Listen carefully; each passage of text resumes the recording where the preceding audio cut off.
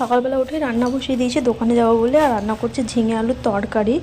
তার মধ্যে পেঁয়াজ দিয়ে নিয়েছি, পাঁচফোড়ন দিয়ে ঝিঙে আলু দিয়ে নিয়েছি, দিয়ে লঙ্কা গুঁড়ো, জিরে গুঁড়ো, আদা পেস্ট দিইনি, আর হলুদ গুঁড়ো, লবণ দিয়ে আর দুটো টমেটো ছিল ওইটা দিয়ে দিয়েছি।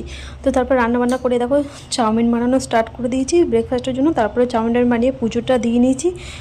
পুজো টুজো দিয়ে এসে তারপরে চাউমিনটা খেয়ে নিচ্ছি। চাউমিনটা খেয়ে এবার দোকানের জন্য বেরোবো রেডি হয়ে।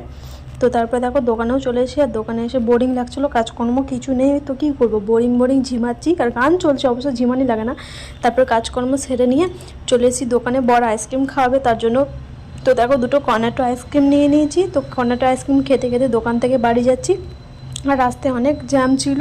তো তারপরে ঘরে এসে রান্না করে নিচ্ছি। এ দেখো বেসনের বড়া, আলু, পেঁয়াজ, টমেটো, এদিকে বড়া ভাজতে লেগেছি।